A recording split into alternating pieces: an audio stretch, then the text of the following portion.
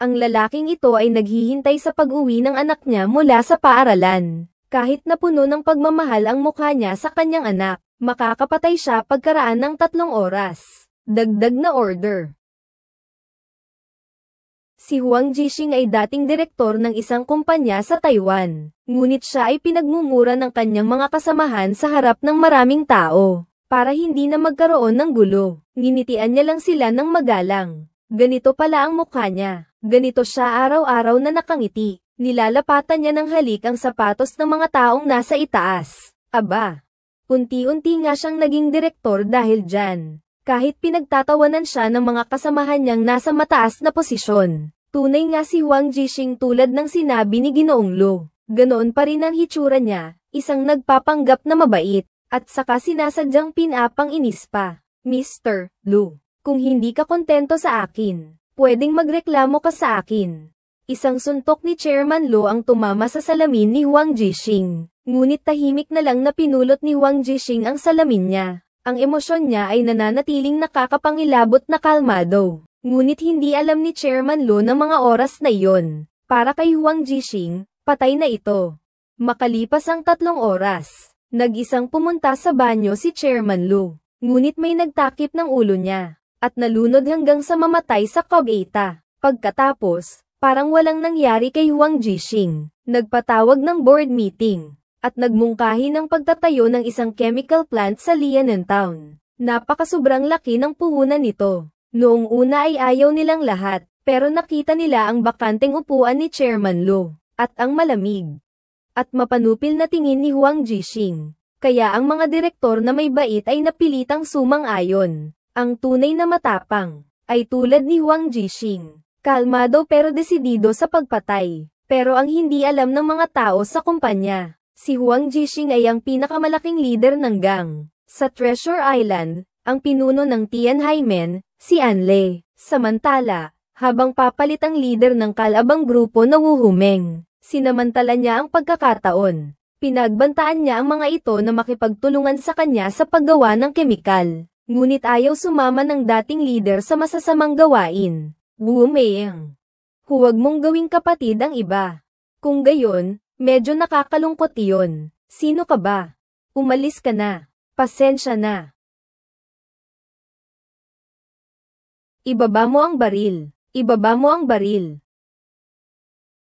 Ganito pala kalakas at kalaki ang kanyang mga tauhan. Unang beses pa lang itong nakita ng Wu Meng. Dito lang nila nakita ang tunay na lakas ni Huang Jixing. At dito lang nila naunawaan na mabait lang siya sa panlabas. Pero sa totoo lang, walang awa siyang tao. Buti na lang at nakita ni dating pinuno Migo ang sitwasyon. Sinaway niya ang kanyang mga tauhan at unang nagbaba ng baril. Kaya naiwasan ng isang malaking labanan. Nakikita niya kung gaano kakilabat ang kalaban. Si He Shuyi, ang bagong nahalal na pinuno ng alyansa, bilang isang babae, ay nakadarama ng kahinaan at kawalan ng kakampi, at nangangailangan ng lalaking mapagkakatiwalaan na tutulong sa kanya. Matapos magmasid, pinili niya si Chen Tianshuang na bagong sumali sa Limang Lawa Alliance, at nais siyang mapapangasawa sa pamilya He para tulungan siya. Ngunit bilang pinuno ng alyansa, hindi niya kayang pilitin dahil sa kanyang reputasyon at dignidad. Kaya naman, magpapahiwatig na lang siya. Halimbawa, may isang ate na may gusto sa isang lalaki at gusto siyang pakasalan. Sa papel, mag-asawa na sila. Pero sa personal, kung ano ang gusto niya, yun ang ginagawa niya. Ano sa tingin mo? May gusto akong tao. Isang salita lang ni Chen Tianshuang ay tinakpan na ang kanyang daan para yumaman sa pamamagitan ng pag-asa sa mayayaman. Si He Shuyi na ayaw pa ring sumuko, ay nagsuot ulit ng kanyang spaghetti strap dress sa gabi, at sinadyang ipakita ang kanyang balikat para akitin si Chen Tianshuang. Pinipilit siyang akitin para maging kanya, pero si Chen Tianshuang ay nananatiling walang kibo, kaya naman sumuko na lang si He Shuyi. Ang pag-ibig, di pwedeng pilitin.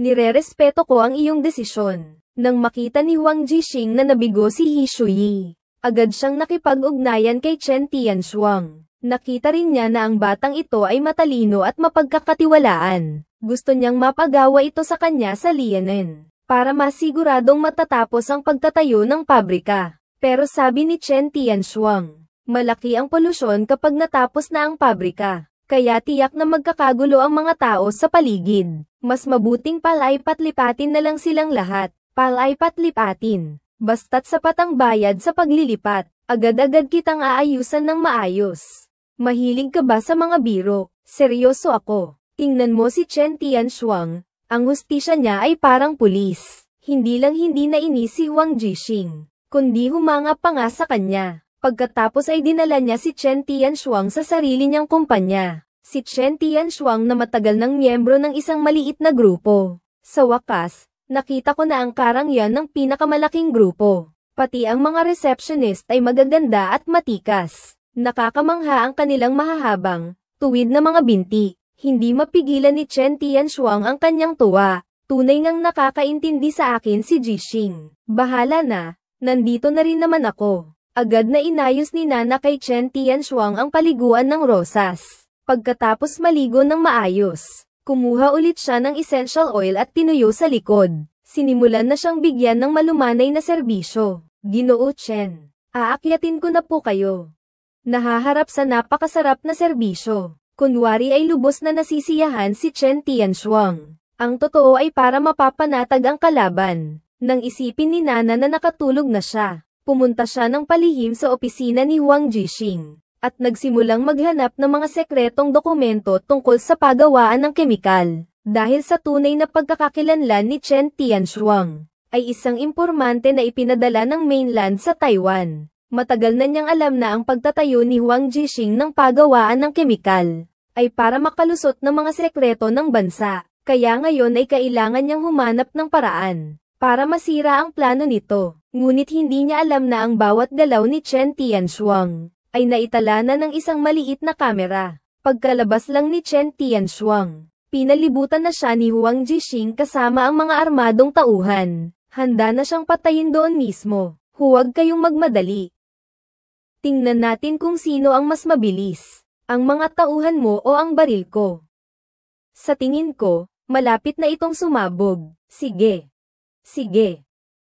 Barilin mo na. Handa nang mamatay si Chen Tianshuang kasama ang kalaban. Sa wakas, medyo nataranta na si Huang Jixing. Pero pagkatapos, agad silang dinakip ng mga tauhan ni Huang Jixing. Tinali yan ng itim na tela. Bigla na lang inagaw ni Huang Jixing ang remote control, at dinala si Chen Tianshuang sa isang silid na lihim. Kaya siyang makatakas sa kamatayan sa pagkakataong ito. Ang pinakabagong matinding eksena ng Parrot ay paparating na. Nag-iinit na ang labanan sa pagitan ng Tian Haimen at Wu Humeng. Habang hindi alam ng dalawang tagapagtanggol ang pagiging tagapagtago ng isa't isa, nagsimula silang magpahirap at magpatayan sa isa't isa. Sino ang nagpadala sa iyo? Isang ahente ako na nagtatago sa loob ng militar. Ang codename ko. Uod.